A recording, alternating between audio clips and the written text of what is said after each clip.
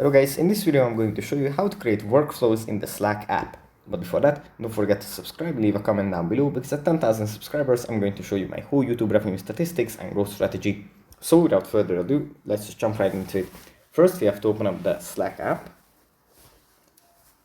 And here it opens up in the home menu where we have our channels, our DMs. From here we just have to go into a channel where we want to create a workflow. Here we tap on Connect Apps. Then after the app has redirected us, we can just tap on the 4 parallel lines in the top right corner. Then we tap on Build. And here we have a few options from which we can select. We just scroll down and find workflows. We tap on those.